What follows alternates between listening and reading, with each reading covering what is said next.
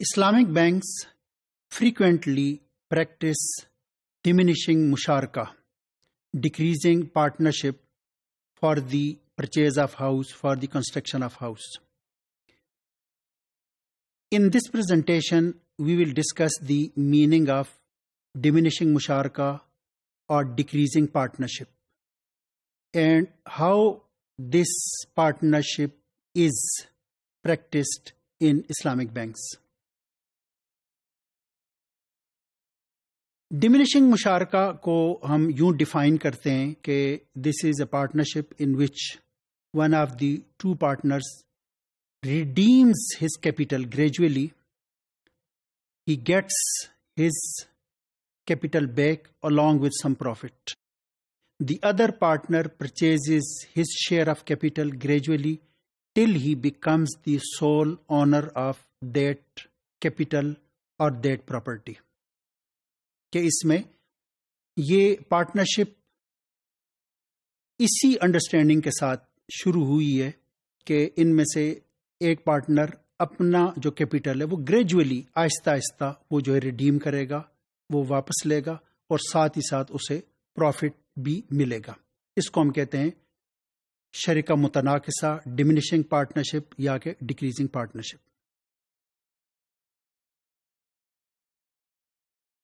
Diminishing مشارکہ، decreasing partnership یہ 3 contracts پہ مشتمل ہوتی ہے. اس میں پہلا جو کانٹریکٹ ہے وہ جوائنٹ پرچیز یا کہ کو اونرشپ کا ہے، جس کو ہم شرکت الملک کہتے ہیں یا پروپرائٹی پارٹنرشپ. کہ پہلے مرحلے پہ اے اور بی دونوں پارٹنرز یعنی کلائنٹ اور بی بینک دونوں مل کے وہ ایک پراپرٹی جوائنٹلی وہ خریدتے ہیں. اس میں یہ خود وہ طے کر سکتے ہیں کہ اس پرچیز میں یا کہ جو پرائس ہے اس میں بینک کا کتنا حصہ ہوگا. عام طور پر بینک کوئی 80% کنٹریبیوٹ کرتا ہے اور 20% کلائنٹ دیتا ہے. جو مکان انہوں نے خریدا ہے، جو پراپرٹی انہوں نے یہ جوائنٹ پرچیز انہوں نے کی ہے، یہ کو اونرشپ ہے، یہ شرکت الملک ہے ان دونوں پارٹنرز کے درمیان، یعنی پارٹنر اے جو کہ کلائنٹ کسٹمر ہے اور پارٹنر بی جو کہ بینک ہے. اس کے بعد جو کلائنٹ کسٹمر ہے وہ بینک کو ایک پرومس دیتا ہے کہ وہ بینک کے شیئر کو گریجولی خریدے گا. یعنی آپ بینک کے شیئر کو کئی یونٹس میں تقسیم کر سکتے ہیں. وہ یہ انڈرٹیکنگ دے سکتا ہے کہ میں مثلا ہر مہینے 1 یونٹ یا کہ 2 یونٹ خریدوں گا، 2 سال کے اندر، 3 سال کے اندر بینک کے شیئر کو میں مکمل طور پر خرید لوں گا.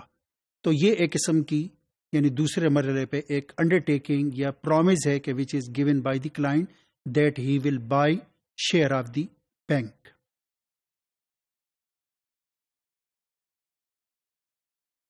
بینک اس کے بعد یہ ایک تیسرا کانٹریکٹ ہے کہ اس کے بعد بینک اپنے شیئر کو کلائنٹ کو یا کسٹمر کو اجارے پہ یا کہ لیز پہ دیتا ہے.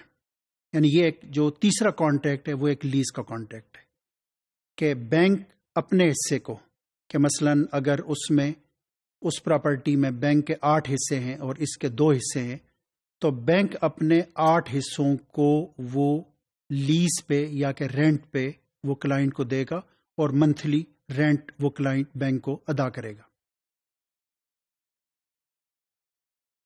اس کے بعد بینک اپنے شیئر کو وہ گریجولی اسے فروخت کرتا ہے، یا اسے دوسرے الفاظ میں ہم یوں سمجھ سکتے ہیں کہ جو کلائنٹ یا کسٹمر ہے وہ بینک کے شیئر کو، یعنی وہ ساتھ ساتھ رینٹ بھی دیتا ہے، ہر ماہ وہ رینٹ دیتا ہے اور بینک کا جو شیئر ہے وہ بھی آہستہ آہستہ وہ خریدتا ہے. یعنی اگر 50 یونٹ ہیں تو وہ 2 یونٹ 3 یونٹ ہر ماہ وہ خریدے گا، 1 یونٹ بھی وہ خرید سکتا ہے. یعنی یہ اس پہ منحصر ہے کہ وہ کتنے عرصے میں اس پارٹنرشپ کو وہ ختم کرنا چاہتا ہے.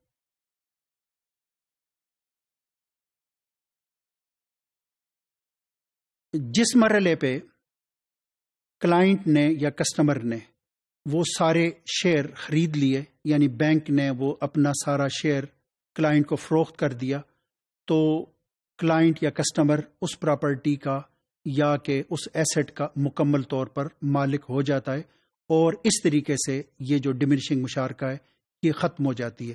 یعنی اس میں ہم اس وجہ سے ڈیمینشنگ مشارکہ کہہ رہے ہیں کہ یہ پارٹنرشپ گریجولی ختم ہو رہی ہے، اور بینک اپنا جو شیئر ہے وہ گریجولی ریڈیم کر رہا ہے اور وہ واپس لے رہا ہے، یہاں تک کہ جو کسٹمر ہے وہ اس کا سول آنر اس پراپرٹی کا بن جاتا ہے۔